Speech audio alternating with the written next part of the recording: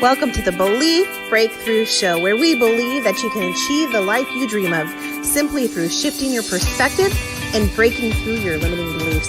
With your host, Tina Encarnacion, the author of Stuck in the Fire, a story of resilience, trauma and abuse coach, an energy healer, and Reiki master. Hello, everyone. Thank you for tuning in again to another episode of the Belief Breakthrough Show, where we believe that you can change your life simply by shifting your perspective and breaking through your limiting belief systems. My name is Tina Encarnacion, and I am your host of the show. I am the author of Stuck in the Fire, a story of resilience, as well as a trauma and abuse coach and a Reiki master teacher. Today, we have the amazing Ashley on the show. Woo! Ashley is a kick-ass rock star coach, you guys. I just have to tell you, she is one of my favorite people to talk to on a regular basis. She is the founder and the CBO of the Unfuckable Woman Coaching Company. Oh my gosh. So she calls it TUF to be all politically correct, but let's get with it, you guys. She is freaking amazing. She is a sovereignty coach that teaches women to stop being the doormat that we tend to be and become unfuckable. And so this is going to be an amazing episode. And I can't wait for everyone to hear her awesomeness as she speaks about her life. So Ashley, go ahead, take the stage and tell us all about who you are, how you got to where you're at, and what feeds your passion. Oh, man. So actually, I'll tell you, TUF is not to be politically correct because I could give a living damn about being politically correct. People cannot pronounce unfuckwithable. They're like, what? How? What? And I also found that when I did TUF, it was such a wonderful segue to explain to people what it meant. Because then you tell them and they're like, well, what does that mean? And it's like, oh, here, let me tell you. All right, so repeat your question one more time so I know where I'm going. So tell us about your life, how you became who you are today, and what feeds your passion. Oh, man. So I guess okay, so first and foremost, my name is Ashley Ingram. I am a sovereignty and shadow work coach. For anybody who's wondering what the fuck that is, because I'm pretty sure there's not a whole lot of us, if there are anybody else besides myself. So a lot of like what Tina says is I help you stop being a doormat, or as I like to phrase it, I am the light that shows you why you don't have to be afraid of the dark anymore. So when we talk about shadow work, it is really acknowledging that we are equal parts light and darkness. I know that the big thing in the spiritual realm is to be love and light and be happy all the fucking time. But the reality is, guess what? You have days where you're fucking pissed because somebody cut you off. Or maybe your boyfriend, you just sit there and think, God, if I could just push you off a fucking cliff, I would, because you're annoying me right now and I'm PMSing, right? And what happens is people get messed up thinking that life always has to be roses and sunshine. And what happens is we often negate what we're going through, thinking that that's going to solve the problem. And the reality is what we don't deal with will deal with us at some point in time in life. So I help women understand their shadow aspect, bring them both together and turn themselves into a whole person instead of feeling that they are missing something and continuously searching outside themselves for it. Because that's the other piece of it. So sovereignty, that's the second part. Sovereignty is understanding yourself as a whole person. So again, back to the shadow parts, we so often feel like we're missing some piece of us, right? Like there's this little piece, I just can't find it. And so we often go looking for it in a man or a partnership. So I'll just say partnership for whatever partnership you're in. We go looking for it in a partnership, a job, whatever it is. And we seek to fill this void that we think is going to be filled from the outside space. When in reality, the thing that you need to fill the void you already have, but because you are not connected to both, because all the pieces are not connected and you're not in tune with who you are at your core, we oftentimes struggle in that. And that will create what most people call, I just feel a disconnect, or I have an internal dilemma. And the reality is, it's if you're negating one piece of yourself, it's going to throw the rest of you off whack. So when I talk about teaching women to be sovereign beings, it just means knowing who they are at their core. and understanding that they are a whole person already and everything that they need is inside. So it's really going through that journey to get them to that place. And my story starts with a piece of shit man. No, I'm just playing. No, my story does start with a divorce, actually, from my ex-husband. And I'll try to keep this somewhat condensed. So I have always had, previously, I've always had the habit of picking men who were drug addicts, narcissists, very abusive. And I'll tell you, I started dating when I was 14. And I had a lot of what is now called childhood PTSD. They recognize that there is childhood PTSD. And so what that meant was, because that was part of my shadow work and I negated that and I wasn't aware for a very long time, I continuously ended up in similar cycles of like living paycheck to paycheck and jobs I hated and dating and unavailable men who were narcissists and who had a drug addiction or addiction problem and were just really abusive. And so I'm like 24 and on the verge of a divorce in a marriage that didn't even last 2 years. Like, in fact, I told myself before we got married, like, maybe we should wait a little bit longer. And you guys, that's the piece that we always ignore. That's our self when there's like something off here. And I ignored it because I was dictated by external forces. I thought, man, I don't want to be that stigma of that single mom who's got 2 kids now with 2 baby daddies and all the other stuff. I was like, I don't want to be that. So I pressured myself into getting married. And I got married to my ex-husband. Eventually drained all our money for pills. Had me at the verge where I was getting ready to basically die. Like I was going to have a heart attack at like 25 because I was under so much stress. And when I left, we were thousands of dollars in debt, which I took with me out of the divorce. So it really started from that space because I remember I was like 20, 25, 26, and I moved back in with my mom, and I'm sitting there, and I'm like this single mom with 2 kids now. I'm the only one working. Like my ex-husband didn't work the whole time we're married. I'm still working. I'm trying to provide, and I'm trying to learn to co-parent with a toxic co-parent. Another one, my daughter's father's the thing. And I just remember being filled with this like fucking rage all the time. I was so angry and I was so bitter. I was like, why is my life like this? Like, what the fuck happened? And I remember one night, I'll tell you 2 epiphanies. And the first one is the one night I was like super pissed, and I was pissed at my ex, and I was so mad, and because you know what, he never to this day admitted that he did anything wrong, and I was so angry at him. I was like, I just want him to understand why I'm so pissed, and I was rah rah rah, and my ego was just totally affronted, and I called him and I cussed him out for no reason, and I'm like, I got off the phone and I'm sitting there and I'm going, do I actually feel better? And I thought about it and I said no. And then I thought more. I was so drained. I was like, I don't want to feel like this anymore. Because I grew up with a mom who was bitter and pissed off all the time. Anybody who did anything to her, she was the victim of it. And I remember thinking growing up, like, I don't want to be like that. So I remember having this epiphany in the car, like, oh my God, you're your mom. Oh gosh, you're your mom. I had that epiphany one time.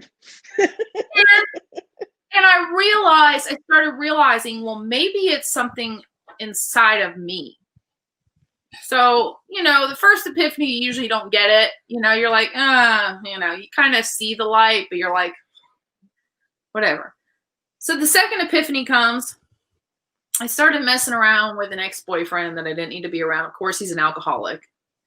So I'm leaving his house one morning. Now, mind you, my kids are not with me. For anybody who's out there going, wait, fucking kids. But, and I'm like still hungover. I don't drink, right? And I found that I was drinking a lot around him. I'm like, but you don't drink. And so I'm driving on the way home. It's like 4:00 in the morning, and I'm going, what the fuck are you doing, man? You are going to go right back. You are going to go right back to where you came from if you don't change something. So that's really where that started, 6 years of just falling down and getting back up over and over and over again. 6 years of being angry and not knowing why and having to go through the constant questioning, like, why do you feel this way? Why do you feel this way? 6 years of unpacking my own baggage and understanding the weight that I was carrying unnecessarily through life. And at one point, you kind of get to this spot in your life where you're like, you know what? I remember it because my only goal back then was I said, if I could be anything, what I wanted to be. And I said, you know what? I just want to be happy, be a happy mom. I want to be a happy partner one day. I knew what I wanted. And I said, all right, I wanted whatever, but I didn't know what it looked like. And I didn't know what it felt like. I didn't know what it felt like to be happy. That was not an example I saw growing up. So I didn't know what that meant. I didn't know what it meant to be loved by the right person. And I knew that everything that I wanted started with acknowledging what I wasn't giving myself. You can't have that love if you can't give it to yourself first. You can't truly love someone if you don't understand what it means to feel love, right? So that was really the journey, was understanding that everything I wanted I already had it. I just had to learn to give it to myself. So fast forward like 6 years. I remember I was living in Florida, and I first time in my life ever, I just decided to do anything I wanted for me, first and foremost. And I just lived my life for myself. I didn't question what I was doing. I didn't ask for people's permission. A lot of people did not agree with what I did because I just literally picked my entire life up and I moved back to Florida. And people were like, what the fuck are you doing? And they thought I was crazy and everything else. And I said, you know what? I'm doing what I'm supposed to do. This is like, none of it makes sense to me either, but I'm just going to do it. And it was the most absolutely freeing thing in the entire world. And I knew from that point forward that this was what I needed to do for the rest of my life. I needed to help women understand that there is freedom and we already have it. The lie they tell us is that we can't bend down, or we'll lose our crown, right? When the truth is, your crown is your birthright. You can't ever lose your crown. It can't ever fall off, can't be crooked. You are your crown. You being a queen is your birthright. You are deserving of that. So the lie we're told is that our power is outside of us, when in reality, what did they say on The Wizard of Oz? You already had the power. It was always within you. You just had to see it. I don't know exactly. But so that's where it started. That's the story. And so now you had your epiphany this morning that you are a sovereignty and shadow working coach. Uh-huh. So when you said you were struggling with being a coach until that epiphany hit, and now all of the pieces have fallen in place and you know your purpose in life. Mm-hmm. So if someone decides to work with you, what would that look like to be coached into sovereignty? So really, okay, I'll tell you, when I got into this, I thought that everything had to be planned and it had to look like this and be really structured for all of this. The reality is everybody's way to getting to their destination is completely and so different, right? Everybody. Mm-hmm. So I like to consider myself the way shower, really. And for the best way I can put it is I'm not here to show you my way. I'm here to help you find yours. So look, when you work with me, it's really customized. I like to say, it's like your GPS. I'm just your GPS helping you come along your path. I'm your torch in the darkness, so you don't have to be afraid of the dark anymore. So it's very much, I say intensive, but I know some people get a little worried about the word intensive. But yeah, it's just very intensive. It's one-to-one. It's very intuitive and intentional. So it's catered exactly to the person. The whole point of doing it is to understand what that person really truly wants to gain out of life. One of my clients, she wants to overcome the anger she has towards her ex-husband because she realizes that if she doesn't move forward from this, it's going to continue repeating itself as a cycle in her life. So she wants to be happy. She wants to move forward from this, and she doesn't want to feel bitter about him anymore. So, for her, it's just figuring out what it looks like to forgive, not for him, but for her. and what it means to start putting herself first. It's sometimes, and I always used to think that it can't be that simple, but sometimes it really is. Sometimes it's as simple as saying, like I'll use her again. So she has some people that, if she was going to be the nice girl, she would interact with them, but they were not very nice people to her. And when I asked her, I said, well, what do you, she tried saying she had a dilemma. I said, what do you really want? She said, well, I never want to have to speak to him again. And I said, well, do you need to? She said, no. I said, all right, there you go. Sometimes it's just about having the boundaries in place. So it's really figuring out what women need at their core. Like, what do you truly want in life? Like, that's the biggest question I tell everybody. Ask yourself, what's the biggest, what do you really want in life? And then it's really pretty much coming up with a roadmap to get you right there. And along the way, giving you little nudges, tools, resources, whatever it is that you need, and support. For me, the biggest thing that I did that kept me, I would say that kept me in the dark longer, was that I felt like I had to do it by myself. I felt that, I had to carry the weight all by myself. And my message really is like, you don't have to carry the weight by yourself, so along with that, it's just providing support, and it's providing judgment-free support. I don't, everybody's journey is their own. I can't tell you how to live your life because only you know what that looks like. But I can give you a compassionate space that allows you to flourish and not feel like you're being judged or you're stupid or anything else, because that's the other part of it, is like have you ever seen it where people will start talking about their dreams and then someone goes, yeah, I don't think you can do that, and it's like they're just fucking crushed. My goal is to not only remind women how powerful they are, but to show them what it looks like to be unconditionally supported and held in that space. Because once they understand that, they can therefore start doing that for themselves and internalizing it. So, and once they can internalize that, then they can begin walking down that path that we've created together. I think that's that's the beauty of coaching, because so many people are out there and they just want to be seen. They just want to be heard, but they feel like if they are seen or heard, then judgment steps in, and no one wants to be judged. And coaching is so beautiful when you find the right coach. Let me preface. Right on. You need to find the right coach, the coach that is fully aligned with you, because there are coaches out there that I've talked to that I did not click with. So coaching is like, when you find the right coach for you, you feel like you can do no wrong. And you feel like you can climb to the top of a mountain and leap off and fly. Like, when you find the right coach, that your life has changed forever. Forever. You will never be the same person again. And I just find that so beautiful with the realm of coaching. That's why we're seeing so many therapists and so many psychologists transfer from psychology, transfer from a psychotherapy to life coaching, because they're able to throw those boundaries, that rule book to the side, and actually serve their clients the way they want to. And so I just love that about coaching. And then to take it even a step further into sovereignty coaching.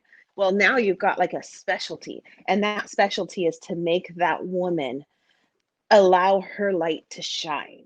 And you kind of just putting a spotlight over her light.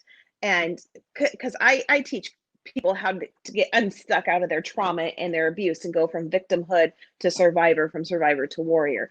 But you do so much more than that. You take them from that broken inner child to the warrior rising up like a phoenix. And so I just admire that and love that. Thank you. About that possibility. Yeah, it's a interesting space to be in, and for anybody who watches this, yeah, I just recognized what I did, and it's I'll tell you, since we're on the show is the biggest reason I know that that's what I'm supposed to do, because I'm ever since I've been in the space, my firm belief was that women, not only could we be mutually successful together, but we were actually more powerful together. And that I went so deep even as to say humanity's future required women to come together and heal, because there was so much trauma along the female lines within women. That's a lot. I said it this morning, a lot of what we're seeing right now is the shadow work of the world that has not been dealt with. And we see it time and time again, especially with civil rights.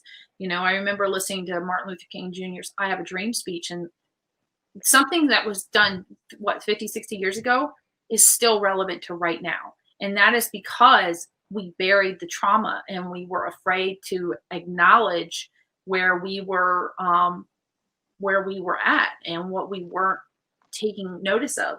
And so now you see it coming back up. And I tell everybody the big reason you want to do shadow work is because it's always going to come back up. Until you get it, it's going to come back and over and over and over again. And the beautiful thing about adding, sovereignty, which is most, like you said, is I allow women to have the stage. I allow women to find their voice. And I don't tell them it has to look any other way than exactly how they want it to look. I just help them get a little clearer on exactly what that looks like. So, but yeah, it's a beautiful space. I'll say it's almost selfish, the reasons I do it too, because it's just absolutely amazing to watch a woman come into her own, to just really see the light start coming out of her. It's just that in and of itself is one of the most rewarding things for why I do what I do. And just knowing that for every woman that heals, that's another line, another familial female line that heals. And so, that's why I think that's the biggest reason I do it, is because I just want to see women heal. I want to see women heal. And I firmly believe we just need more people showing up in that space. Like, people ask me, well, how can I create change? Just show up in that space, hold yourself in that space, be that example, because people don't listen to what you say. They look at what you do. You know what I mean? It's just like kids don't hear you. They watch you. They're going to replicate your actions. It's the same thing for other people. So I know every single day that if I want more women to show up and shine their light on themselves and become a sovereign person, I have to walk that walk first. I have to shine the light on myself first, or I have to shine the light on other women. If I say something, I have to show up in that space and back that up. So, but once you become sovereign, you have that capacity, because even if the world doesn't understand why I'm doing what I'm doing and everybody tells me I'm fucking crazy, I don't care. I know what I'm doing. I know why I'm doing what I'm doing. And y'all that's fine. You can go over there and say what you want about me all day long. I know what I have to do. And once you understand that, once you know what you're here to do, once you are secure in yourself, there is no force on this earth that can stop you from getting everything you want. Absolutely. Now, you talk about shadow work. And I think that that's so extremely important to deal with. And a lot of people don't understand. And maybe even just the verbiage of shadow work may make them start thinking like evil entities, evil energies, right? But so I want to dive deeper into that, because it was me myself doing my work that healed my heart and changed not just my life, but my family's life and my children's life, and it'll change my grandchildren's life. And so I kind of want to dig a little bit deeper into this thing called shadow work, because this month it's starting to pop up a lot in the show, this shadow work. And so if I'm understanding correctly what shadow work is, it's basically like going in and handling your inner demons, the memories and the emotions and the ancestral damage that was handed down to you from your parents and your ancestors, and going in and looking at that negative energy and going, you have no room here in my life anymore. It's time for me to evict you. It's time for me to remove you. I am not going to sit here and believe that I am not enough. And I'm not going to teach my children that they are not enough, because we are mighty, we are worthy, and we are unstoppable. And nothing's going to stop us from being who we are meant to be today. That is basically like what shadow work is, right? I mean, I'm sure you've got a deeper. I love it though. I love the breakdown. Definition. Yeah, so you're really right. And actually what got me started on that was epigenetics and understanding how this actually works at the genetic level. So understanding that something that happened to your grandmother can affect you. And I was like, oh my God, that's like, how does that work? So you know how families will always say, well, this is how it's always been. We've always been. This is how we've always been. That's the shadow side of you. So to put it in short, your shadow side is like carrying around a suitcase filled with shit. Okay? Carrying around a suitcase filled with shit. And every time you enter a new situation, guess what you do? You bring your suitcase with you and you add more shit to it. And sometimes you pull the suitcase out and you dump some of your shit onto the situation you're in because it's easier to allow someone else to unpack your baggage. And in fact, most of us walk around thinking that somebody else is responsible for our baggage. In reality, it's our responsibility. So what happens? The shit keeps piling up, piling up, piling up. And what happens when shit piles up? It's just easier to shove it somewhere and not look at it because it's nasty and gross. And I don't want to deal with that, right? Or it's like you said, most people will also think that it's like, oh, the dark side of me. Like a lot of people in the light and love field will tell you, oh, well, you shouldn't feel that way. But here's the deal. We're human beings. Feeling things is how we understand the trauma, right? If you didn't if I didn't feel rage towards my ex-husband, I would not be able to start diving into why he triggers me so badly, right? And I could go along the whole time saying, well, it's because he just pisses me off and I'm the victim here. And what does that do? That means that I am giving responsibility. I am negating my own responsibility in a situation that I can control. And I'm releasing my control over the situation to somebody else, to an outer power. So for me, a lot of what you said is exactly right. But yeah, shadow work is just is meeting your demons head on. It's unpacking that baggage and asking yourself, does this need to be in my life anymore? Does this serve me anymore? It's understanding that what has the way it's always been is not mean that that's the way it needs to continue being.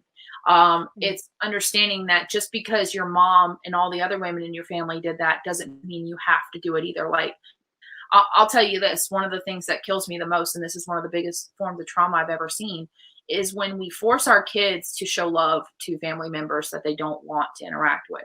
Have you ever wondered why she doesn't want to be around weird Uncle Jerry? Like, sorry if there's a Jerry out there, but have you ever, and you look back at these families and you will see going back where these kids had issues with family members, there's forms of sexual abuse happening, right? And so what happens is, as children, if something like that happens to you, because you were taught that, that's how you receive love and stuff, as we grow up, then we equate love to suffering and pain and trauma equals love. So what happens, because we don't understand that trait going through us, because we don't understand that cycle that is inside of us, we therefore start entering into relationships that are like domestic violence based relationships or relationships with unavailable people.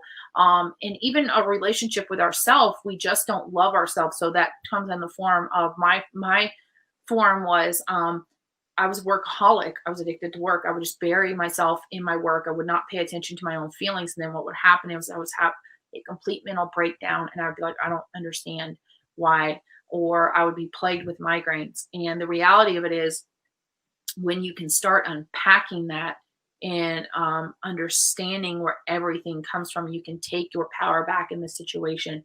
You can recognize your responsibility and you can understand what is in your control. And the other part of it is too, when you start going into shadow work, you begin understanding your boundaries. You begin understanding what it means to assert your power and to know thyself. So when you can meet your demons head on, as I like to say, you no longer become afraid of that.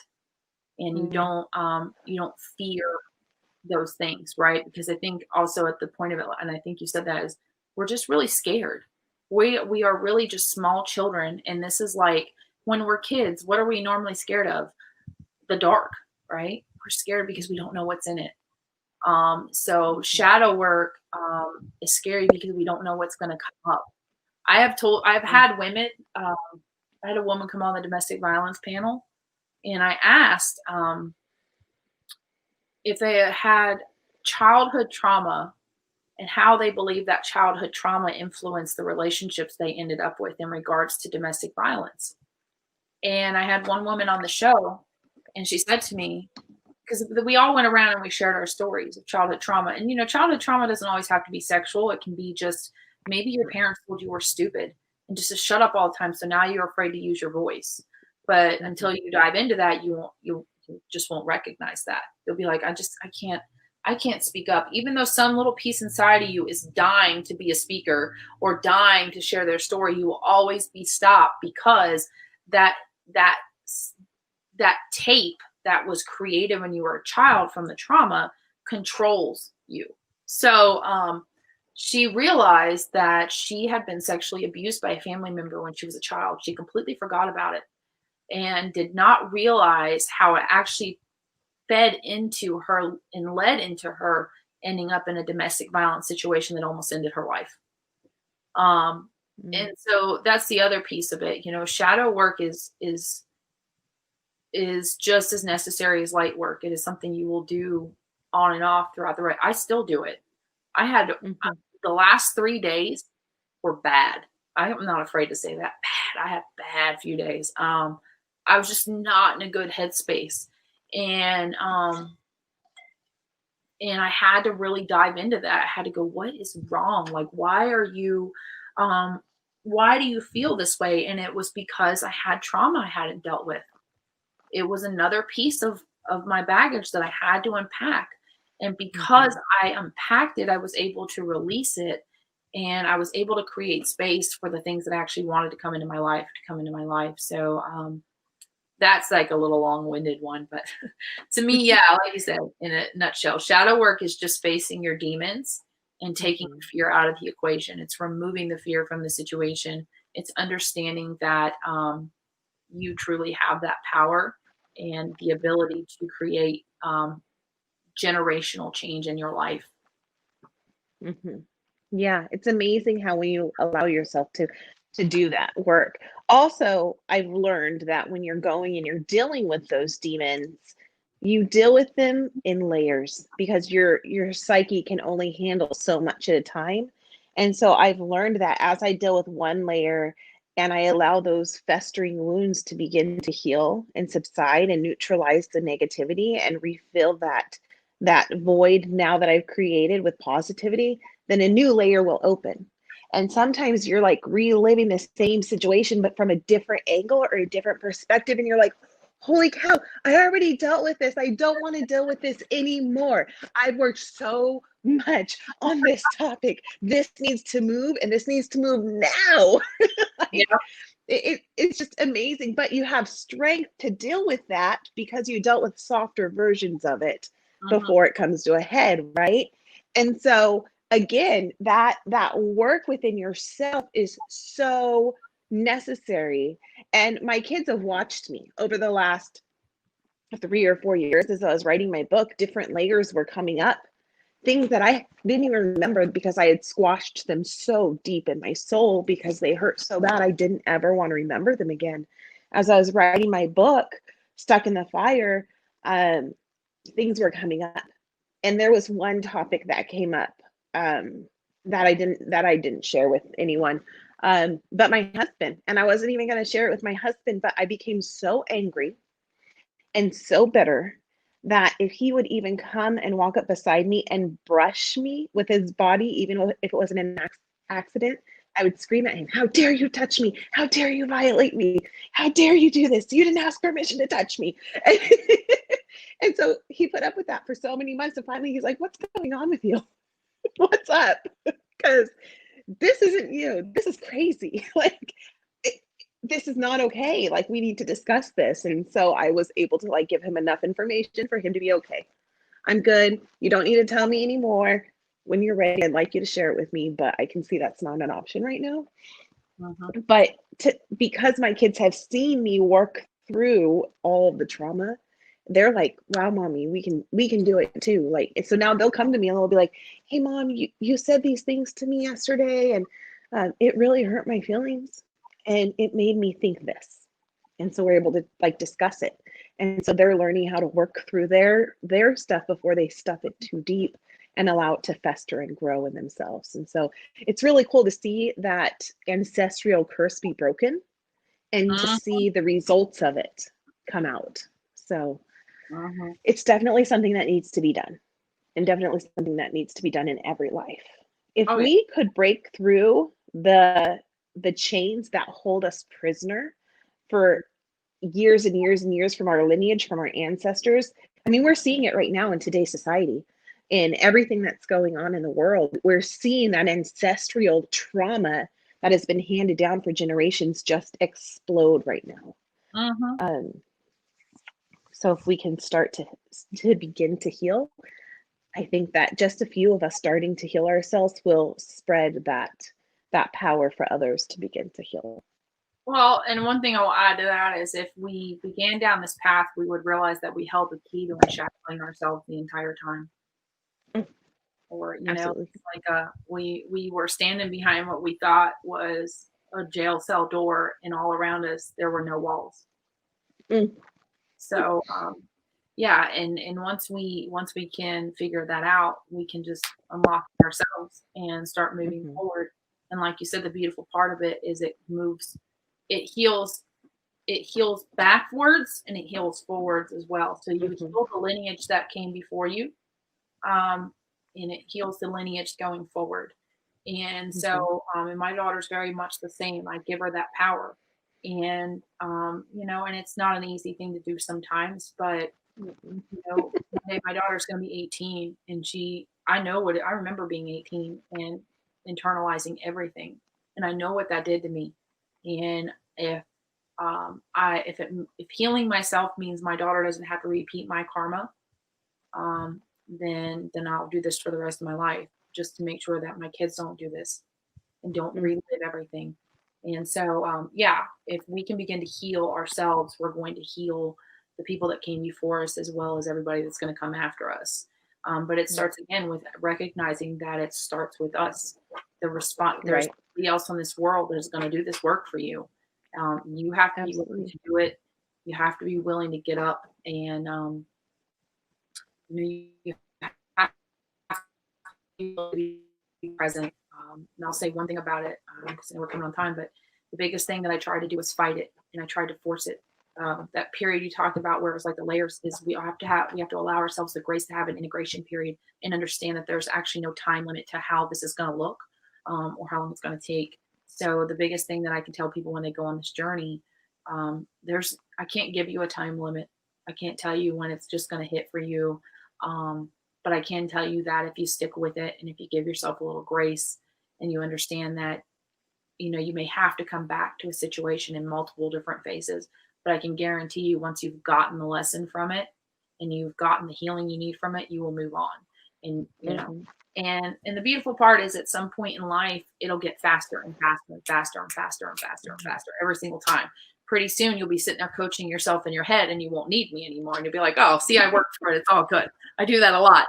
But I make my jobs easier. You know, I'm like, I've already figured out most of the situation. I just kind of need you to reaffirm it for me. And so it's all good. Yes, most definitely. So Ashley, I know that there are going to be several people listening to today's episode and say, man, I need to get in touch with that woman. She's powerful. I need a little bit of Ashley up in my life. Oh, yeah. So where can we find you? All right. So find me on Facebook. That is really the best place. I don't have a website. I don't find that I need a website. I know that sounds cocky as shit, but I don't have a website. At least not right now. Maybe by the time we come on, I'll have one. But for right now, find me on Facebook, Ashley Ingram. I also host a show called The Tough Woman Table, which I've had the pleasure of having Tina on a few times. So you can find us on YouTube and iTunes as well. If you go to iTunes, it's The Tough Woman Podcast. And that's where you really see me kind of come into my shininess, so I like to call it. But yeah, find me on Facebook, Ashley Ingram. You know, please reach out, DM me, especially if you feel that this is an area of your life that you have neglected for a while and you'd like to dive into. I offer a 30-minute free consultation call. And that's really just to ascertain is like, what are you really trying to get out of your life? How do you want to be? How do you want to show up? And figuring out what it is that you need to get you down that path. So I offer that free, no strings attached. You know, you can walk away at the end of it. And my hope is that even if you decide not to work with me, I'll have given you some tools to start doing the work. Because like you said, we're not always meant to work with everybody. But I always hope that the people that I interact with, I leave them better than the way I found them. And I think if we can all show up in that space, the world would be a little bit better. We just leave a little bit about it. Thank you so much for coming on the show, Ashley. It was definitely a treat. Thank you, everyone, for listening to the Belief Breakthrough Show. Once again, if you have not yet subscribed to the channel, please do so and click the little bell above so that you are notified every time that we go live. We are live every Monday and Wednesday at 6 p.m. Pacific time. In the month of October, we will be specializing every episode in some type of spiritual advisor. So thanks again for tuning in. Subscribe if you haven't done so yet. Share this episode because you know so many women that need Ashley in their lives.